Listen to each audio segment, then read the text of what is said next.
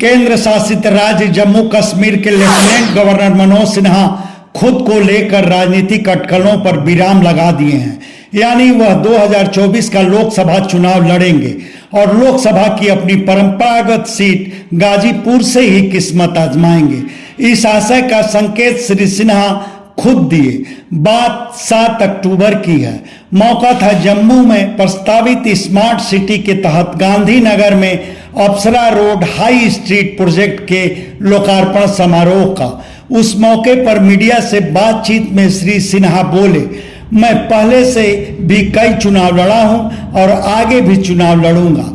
उसी क्रम में एक सवाल पर वह यह भी स्पष्ट किए कि जम्मू कश्मीर में उन्हें कोई चुनाव नहीं लड़ना है, बल्कि उनको जम्मू कश्मीर के लेफ्टिनेंट गवर्नर की जिम्मेदारी दी गई है और वह इसे निभा रहे हैं।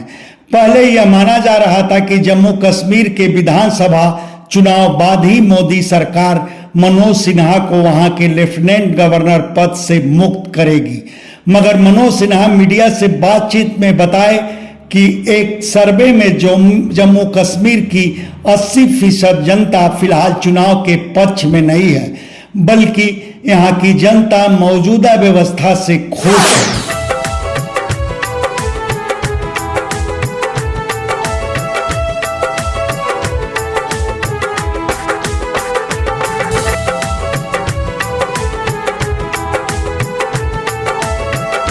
खैर, मनोज सिन्हा की इस स्वीकारोक्ति से यह भी साफ हो गया है कि वह कुछ माह तक ही जम्मू कश्मीर के लेफ्टिनेंट गवर्नर रहेंगे।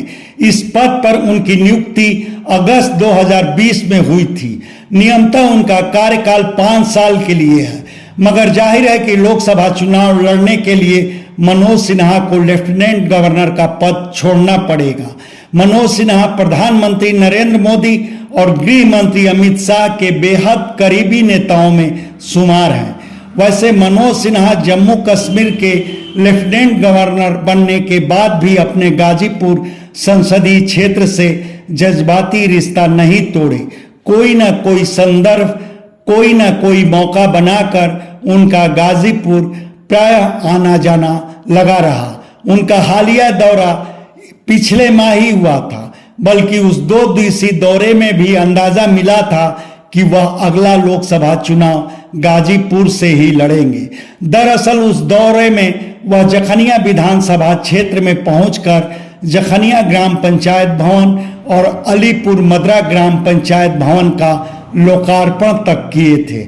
जखनिया विधानसभा क्षेत्र की राजनीति पर बारीक नजर रखने वालों को पता है कि जखनिया और अलीपुर मद्रा के भाजपा नेताओं कार्यकर्ताओं के अपने अपने अलग गुट हैं और मनोज सिन्हा दोनों जगह पहुंचकर एक तरह से अपने लिए उन दोनों गुटों को साधने का प्रयास किए।